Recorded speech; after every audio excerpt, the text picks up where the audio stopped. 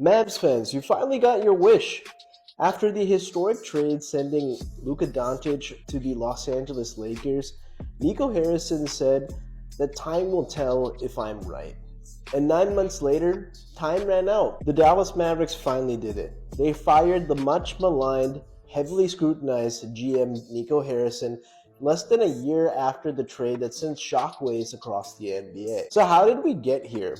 We have to rewind back to 2021. The Mavs make some changes across their entire organization after back-to-back first-round exits.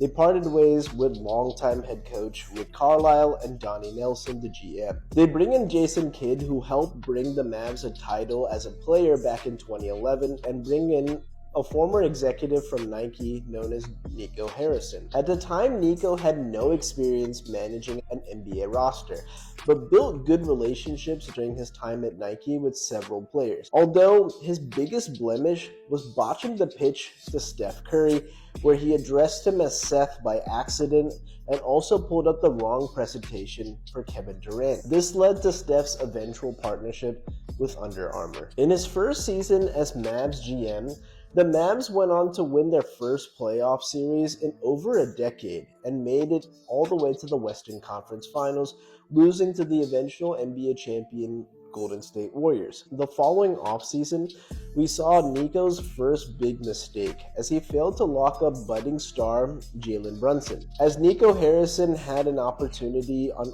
multiple occasions to re-sign Brunson for a cheap 4-year, $55 million deal, instead decided to play the waiting game and eventually got priced out by the New York Knicks on a 4-year, $104 million deal where the Mavs decided not to match. Brunson would go on to become a superstar, leading the Knicks back to relevancy and the Eastern Conference Finals last season. In 2023, with the Mavs sputtering and Luka just losing his running mate, Nico had to make a change, and he got creative by making a clever pivot to bring in Kyrie Irving from the Brooklyn Nets. At the time, Kyrie Irving was a social pariah and needed a change of scenery. While their initial pairing took time to gel, Luka and Kyrie were cooking together.